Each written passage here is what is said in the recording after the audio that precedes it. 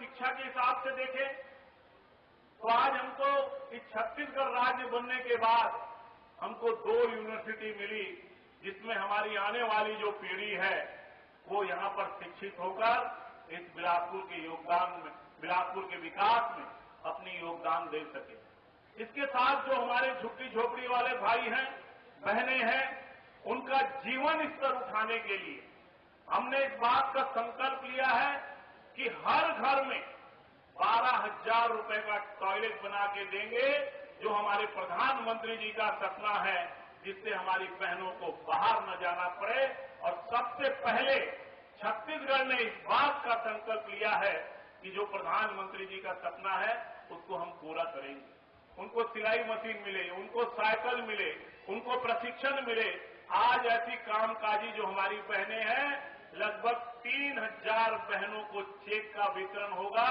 जिससे उनका जीवन स्तर सुधर सके। हमने न केवल सड़क, बिजली, पानी की कल्पना की,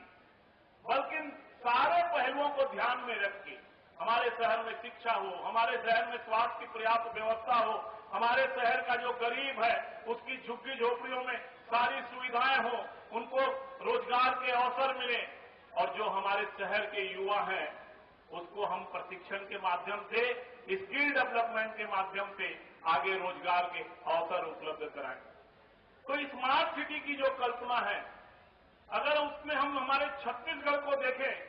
तो मैं दावे और विश्वास के साथ कह सकता हूं कि हमारे मुख्यमंत्री जी के नेतृत्व में 12 के 12 निगम 60 से 70% उस क्राइटेरिया में आते हैं। भारत सरकार ने क्राइटेरिया बनाया है, हो सकता है शायद बिलासपुर उसमें न आए, लेकिन मैंने इस बात की मांग की है, हमारे जो शहरी विकास मंत्री हैं वेंकैया नायडू जी, मैंने कहा कि आप जो क्राइटेरिया बना रहे हैं उसमें एक बात को और जोड़ दीजिए कि 60-70% अगर किसी काम का, शहर का काम हो गया, उसको हम स्मार्ट सिटी में लेंगे। तो शायद अगर ये क्राइटेरिया बन गया होता तो हमारे 12 के 12 नगर निगम छत्तीसगढ़ के जल्दी से स्मार्ट सिटी आते और हम 4 साल के अंदर जो हमारे प्रधानमंत्री जी की इच्छा है 12 के 12 शहरों को हम स्मार्ट सिटी के रूप में परिवर्तित करते। हम साधन से हम ये सारा का सारा काम हम करेंगे। बिलासपुर ने बहुत प्रगति की, मैं उन कामों को नहीं गिनाऊंगा क्योंकि वो सब आपके सामने, लेकिन आने वाला जो कल है बिलासपुर का, शायद छत्तीसगढ़ का एक उभरता हुआ शहर के रूप में होगा। अरपा विकास प्राधिकरण जो हमारे शहर की सुंदरता को बढ़ाएगा, लगभग 2100 करोड़ की लागत से जिस दिन ये अरपा पे 12 महीने पानी आएगा, हमारा शहर पानी के मामले में 100 साल, 200 साल तक पूरा हो जाएगा और पूरे देश में इस शहर की पहचान बन जाएगी।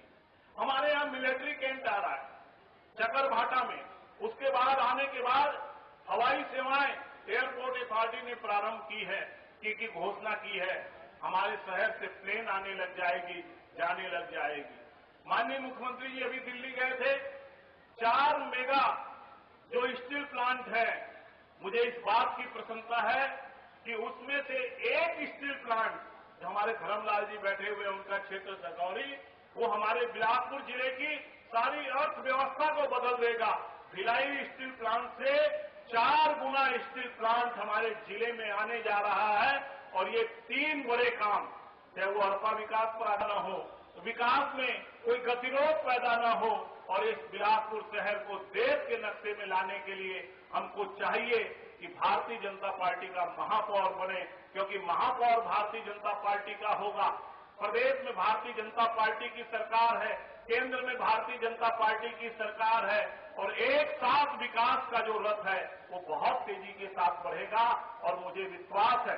कि आप सबके सहयोग से छत्तीसगढ़ की विकास की यात्रा को हमने बहुत आगे बढ़ाया है और लेकिन इस विकास यात्रा को अभी हमको और आगे बढ़ाना है। पहले की तरह आपका सहयोग मिलता रहेगा। आप सबका बहुत बहुत धन्यवाद।